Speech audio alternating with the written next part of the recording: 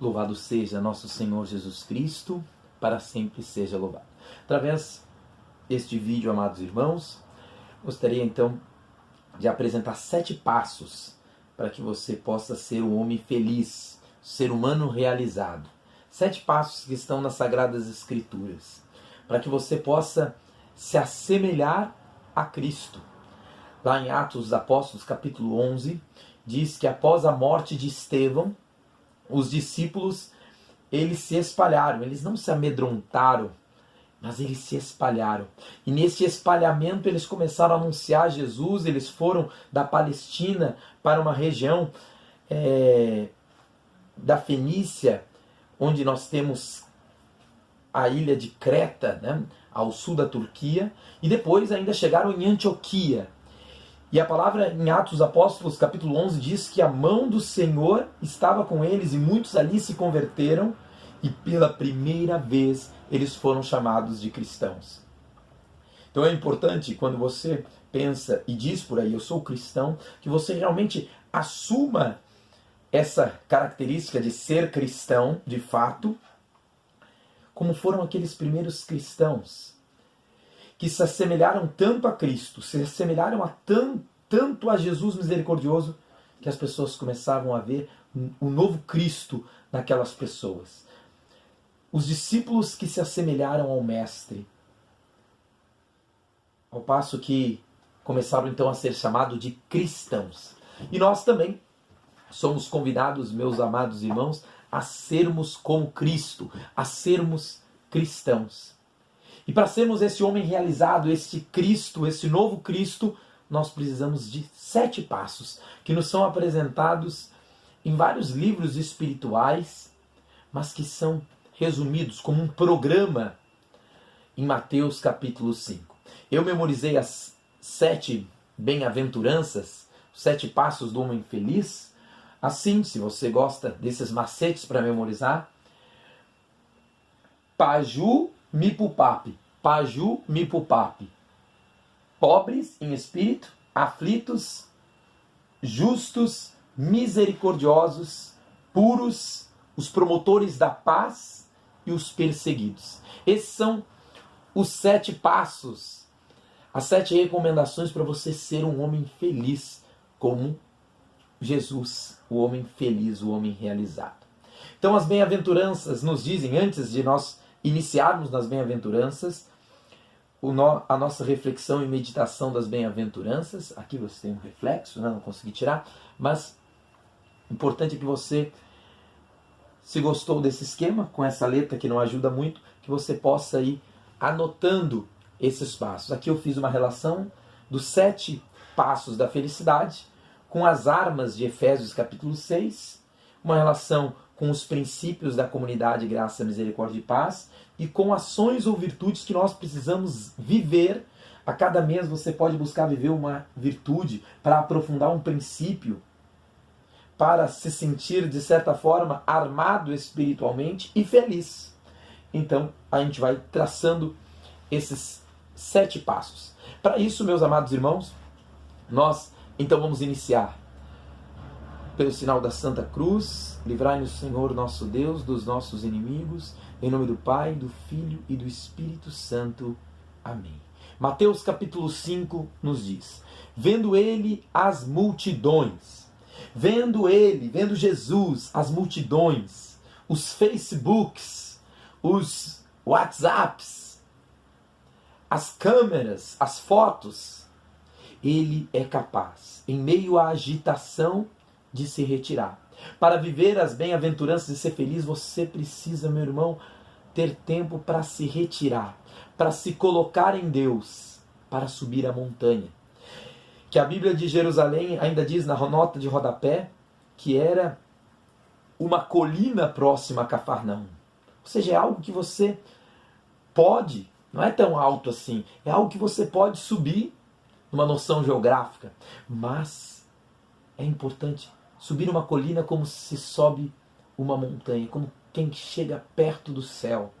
E Jesus teve vários momentos onde ele sobe a montanha, mesmo que geograficamente se definisse como colina ou morro.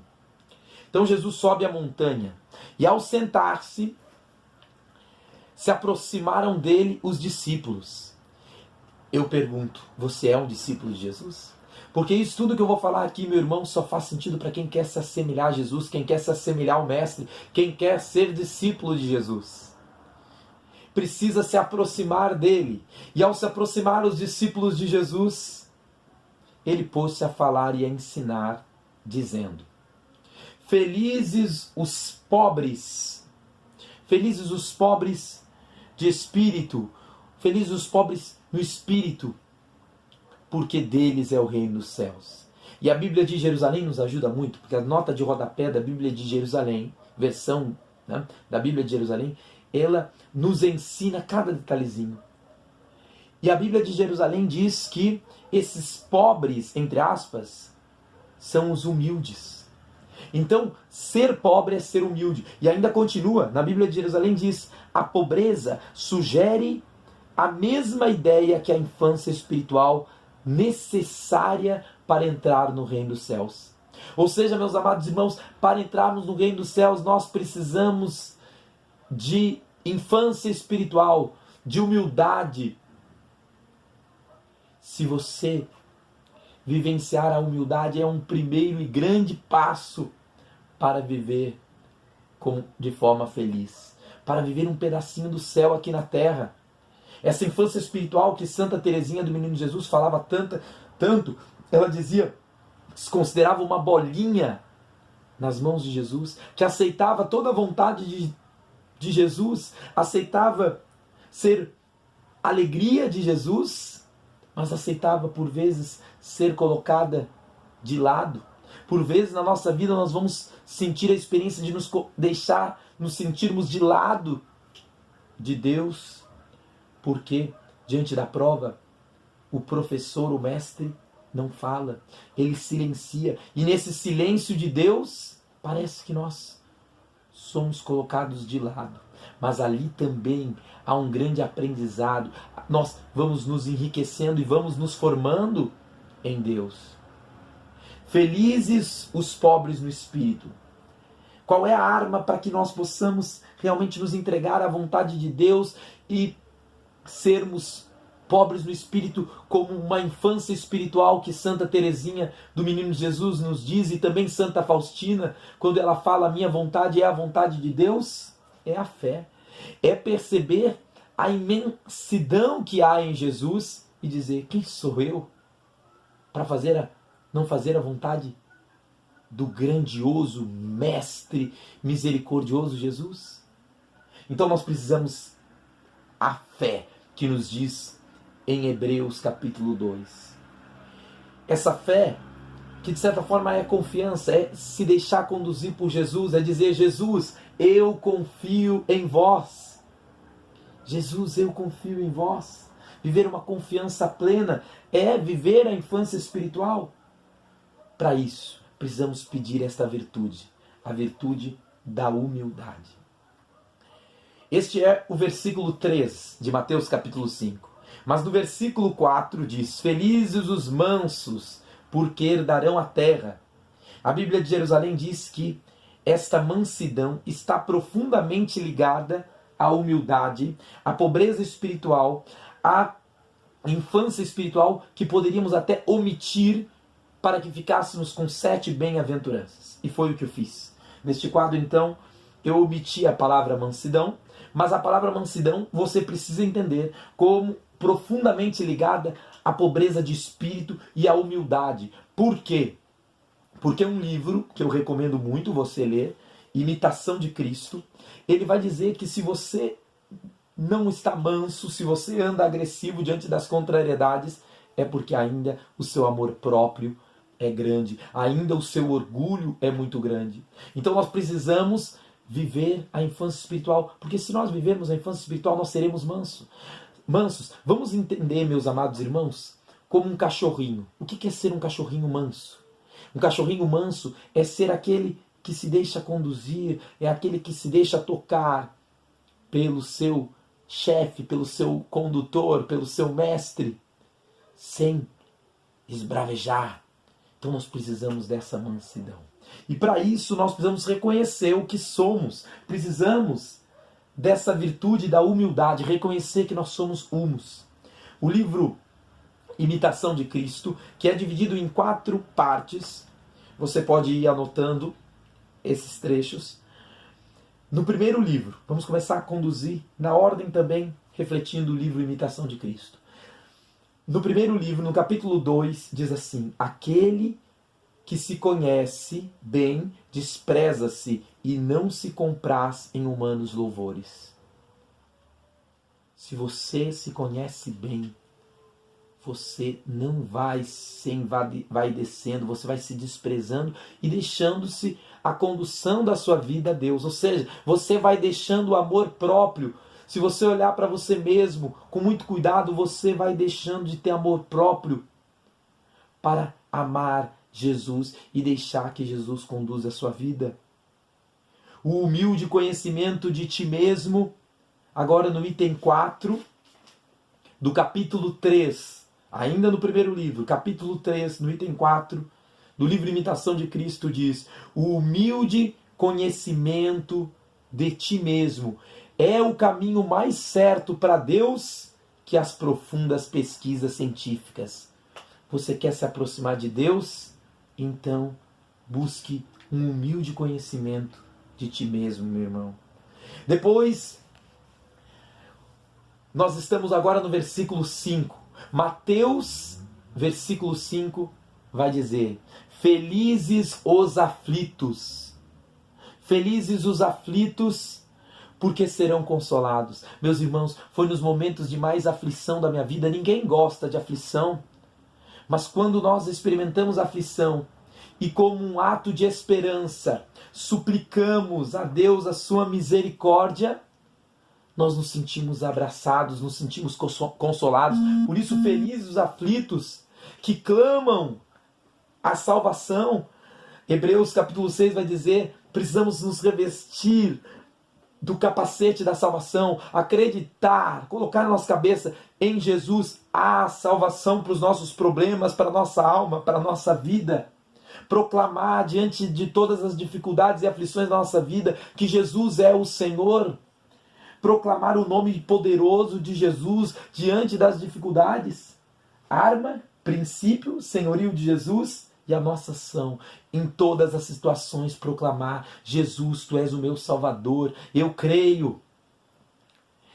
Meus irmãos, felizes os aflitos. Recordo-me agora, há poucos meses eu perdi a minha mãe. E deste mal, porque não é bom para mim ter perdido a minha mãe, mas Deus me deu a graça de sentir nessa aflição o seu consolo. Diante da aflição, ver amigos de fé que, em função do corre-corre da vida, fazia tempo que nós não nos vimos, sentir neles o abraço, o consolo fraterno. Felizes os aflitos, porque serão consolados. Não é bom a gente se sentir abraçado, consolado ao passar da aflição? Se você murmurar pouco e entregar muito com uma súplica a Deus, você vai perceber-se abraçado por esse Jesus misericordioso. Quantos testemunhos nós escutamos de irmãos que após um momento de aflição experimentaram a misericórdia de Deus, o abraço de Deus. Versículo 6. Felizes os que têm fome e sede de justiça. Eu convido vocês, meus irmãos, a cada mês ir aprofundando, vai aprofundando cada um dessas ações, dessas virtudes, para bem viver os princípios da comunidade Graça, Misericórdia e Paz, para bem viver, de certa forma, armado contra as ciladas do demônio, porque é contra ele é o nosso inimigo, e é apresentado, não é contra homens de carne que vocês lutam, é assim que começa Efésios capítulo 6. Efésios capítulo 6 vai dizer: armai-vos da armadura de Deus. Está aqui a armadura de Deus. Para que sejamos homens felizes, vamos procurar fazer exercícios espirituais que possam ir nos conduzindo a cada semana ou a cada mês a uma dessas bem-aventuranças. percorrendo um caminho de virtudes. Estamos então, meus irmãos, no terceiro passo. Felizes os pobres, felizes os aflitos. Agora, felizes os que têm fome e sede de justiça, porque serão saciados. Justiça, não sei se aqui eu consigo aprofundar o tema justiça, porque ele é um tema muito complexo. Talvez a gente precise, depois de um outro vídeo, explicando o que é justiça. Mas justiça, São Tomás de Aquino vai dizer que é um braço, um galho da árvore da misericórdia. Então eu não posso entender justiça sem entender misericórdia. Eu não posso pensar em justiça sem pensar na justiça divina, porque senão a gente vai cometer barbaridades. A justiça, ela precisa brotar da misericórdia. É um galho da misericórdia. E certa vez, fazendo um curso sobre doutrina social da igreja, se dizia que justiça é dar o que o outro precisa e não o que o outro merece. Essa é a justiça cristã. E eu não estou falando aqui que não é necessário, às vezes, o castigo, que não é necessário, por vezes, até o recolhimento, a prisão, por vezes. Mas, como cristãos, nós, se você for ler o Catecismo da Igreja Católica, somos a favor, como cristãos, a Igreja nos ensina a ser a favor da legítima defesa. Por favor, vá lá ler o Catecismo da Igreja Católica e lê porque a Igreja Católica nos ensina a ser a favor da legítima defesa. Mas a Igreja Católica nos ensina, como cristão, se você é cristão, a ser contra a pena de morte. Por que ser contra a pena de morte? Porque isso não é justo, não é justiça. A pena de morte não é justiça, meus irmãos. Ninguém precisa morrer para ser corrigido. Ninguém. Se nós pegarmos o grande exemplo de justiça que nos apresenta o Evangelho, nós vamos encontrar o conceito de justiça melhor, mais amplo, em Mateus capítulo 1. Lá diz assim, Mateus capítulo 1, vamos ajeitar aqui. Diz assim, José, seu esposo, sendo justo, não querendo denunciá-la publicamente, resolveu repudiá-la em segredo. José tinha uma situação difícil, mas ele era justo. E a Bíblia de Jerusalém diz assim, na sua explicação, a justiça de José consiste certamente que ele não quer acobertar com o seu nome uma criança cujo pai ignora, ou seja, ele não quer dizer, eu sou o pai de Jesus, e Jesus não teria o direito de reconhecer a sua própria paternidade, então ele achava que Jesus não precisava do nome dele para encobertar a sua paternidade, que de certa forma José não sabia qual era. Sabia que não era ele. Mas também em que por compaixão e recusa entregar a Maria ao processo rigoroso da lei. Ou seja, José sabe que Maria não precisa da morte, não precisa do juízo. E nós sabemos que Maria também não merecia. Mas o que eu quero ensinar é que justiça não é dar o que o outro merece. Maria não merecia e nem precisava, mas justiça é dar o que o outro precisa.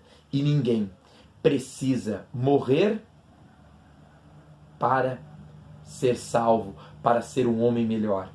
Precisa sim que os cristãos amem, que os cristãos busquem levar aquelas pessoas que cometeram erros, como nós, todos cometemos erros, o Evangelho da paz. Então, felizes, meus irmãos, os pobres, porque deles é o reino dos céus. Felizes os mansos, porque herdarão a terra. Felizes os aflitos, vai dizer Mateus capítulo 5, porque serão consolados. É muito interessante, só voltando, se você pegar o capítulo 16 do primeiro livro de Imitação de Cristo, diz assim, aquilo que o homem não pode emendar em si mesmo ou nos demais, deve ele tolerar com paciência até que Deus disponha de outro modo. Considerar que talvez seja melhor assim, para provar tua paciência. Eu gostei desse trecho para relacionar, né, no capítulo 16 do primeiro livro de imitação de Cristo, para relacionar com a aflição. Ou seja, às vezes nós somos aflitos com os nossos defeitos, com os defeitos dos outros, com os acontecimentos, mas que nós possamos enfrentar isso com paciência, nos sentindo abraçados por Deus. Justiça. Olha que bonito. Justiça. Se você pegar o capítulo 18, ainda do primeiro livro, Imitação de Cristo, o item 4 do capítulo 18 do livro Imitação de Cristo diz assim: ao mundo eram estranhos, mas íntimos e familiares amigos de Deus. De novo, ao mundo eram estranhos, mas íntimos e familiares amigos de Deus. Sabe por quê, meus irmãos, eu peguei esse trecho do livro Imitação de Cristo? Porque viver a justiça divina parece infantil diante do mundo. O mundo gosta de pregar uma justiça baseada nas ideologias, uma justiça armada. E aqui não vamos entrar nesse mérito, mas a gente precisa entender que tanto o armamento, ao longo da história, quanto o desarmamento trouxe muitas mortes. No início do século, agora já que toquei no assunto, no início do século passado, nós tivemos muitas mortes. Tinha um governo que dizia, vamos desarmar a população. E a população foi desarmada. Sabe o que aconteceu? Mataram mais de 20 mil cristãos num conflito chamado Cristiada, no México. Nós temos, como eles não tinham mais direito de legítima defesa. É claro que ao mesmo tempo o armamento, né, com muitos loucos que tem por aí, também poderia causar. Então a igreja, ela, se você ler o catecismo da Igreja Católica, ele não fala nem a favor do armamento e nem do desarmamento. Mas o que eu quero dizer para você é que a justiça que é pregada por aí é uma justiça violenta, seja de caráteres ideológicos de direita ou de esquerda. Se nós vivermos um absolutismo, um totalitarismo que se espalha por aí, meus amados irmãos, nós não vamos viver a verdadeira justiça. A verdadeira justiça requer misericórdia. Se o aflito, ele não é tão aflito quando ele vive uma infância espiritual, se a pobreza do espírito está profundamente ligada à aflição, aos felizes os aflitos, que vivem a experiência de Mateus capítulo 11, vinde a mim, vós todos que estáis cansados de carregar o vosso fardo. Se essas duas bem-aventuranças estão tão próximas, que é a pobreza de espírito e a aflição, de certa forma eu estou dizendo para vocês, meus irmãos, que essas outras duas bem-aventuranças, a justiça e a misericórdia, também estão juntas, porque não há justiça sem misericórdia. A justiça plena, ela é misericordiosa. A justiça de Deus, ela é misericordiosa, meus irmãos. Então vamos agora para esse quarto ponto da felicidade. Me chamou muito a atenção porque aqui estamos no versículo 3 de Mateus capítulo 11. Aqui estamos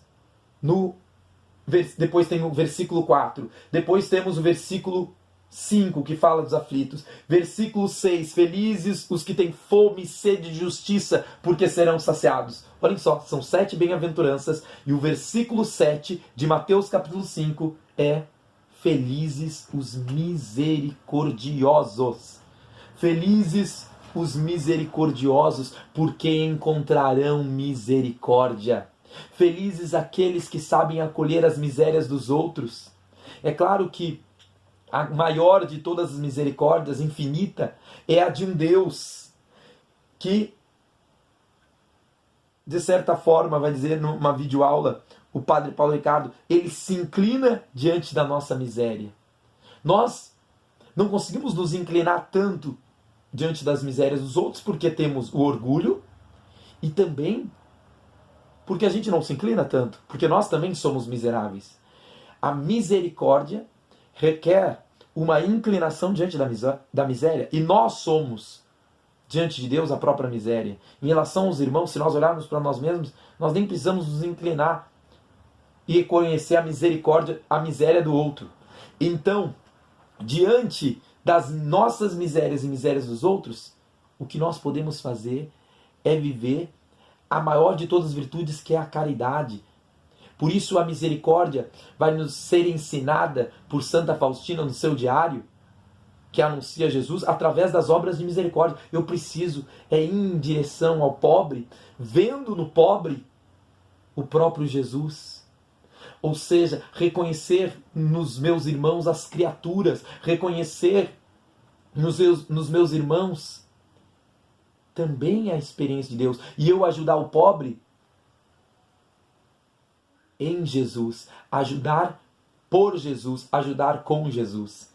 Ele é a causa da minha ajuda que deve acontecer ao pobre, ao doente, ao preso. E aí nós recordamos as obras de misericórdia, que não é o tema de hoje, para que a gente também não se alongue demais aqui. Felizes os misericordiosos. Que nós possamos pedir a Jesus, que possamos cair diante dos nossos orgulhos, para que nós possamos fazer a experiência de oferecer a Ele a nossa miséria. Felizes os justos. A justiça requer uma vida reconciliada, requer confissão, requer saber perdoar, 70 vezes 7. A misericórdia, eu coloquei 2 armas, 2 princípios e 2 ações para vivermos em comunidade. A arma é a verdade e a palavra. Se nós buscarmos a verdade, que é Jesus, se nós buscarmos a sua palavra, nós vamos fazer a experiência da misericórdia. São gotas de misericórdia que você encontra na palavra de Deus. Precisamos amar a igreja, precisamos ter uma vida no Espírito, esses são os princípios da comunidade. Para vivermos bem a misericórdia, precisamos da experiência da graça, precisamos nos abrir aos dons do Espírito Santo, precisamos ser obedientes a Jesus, porque Ele é a própria misericórdia, Ele é a porta, Ele é o bom pastor que vai nos conduzindo pelo um caminho de misericórdia. E meus irmãos, chegando no versículo 8, nos é dito: felizes os puros no coração, porque verão a Deus. Felizes os puros de coração, porque verão a Deus. Felizes os puros de coração.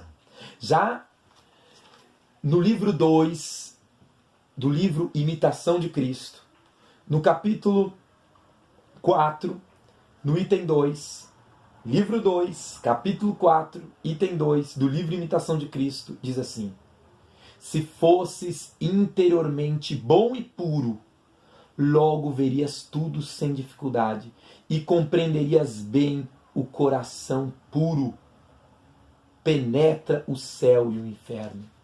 Meus irmãos, se nós fôssemos puros, se o mundo pudesse ver mais homens e mulheres puros, viriam o céu e o que nos leva para o céu e conseguiriam enxergar o inferno e o que nos leva para o inferno. Isso que o livro Imitação de Cristo nos fala é muito interessante, porque se nós lermos o versículo 8 de Mateus capítulo 5, diz assim: felizes os puros no coração, porque verão a Deus. Só quem pode enxergar a Deus, só quem pode enxergar o céu, é quem vive a pureza. E como nós podemos viver a pureza? É compreendendo a grandiosidade de um Deus presente na Eucaristia.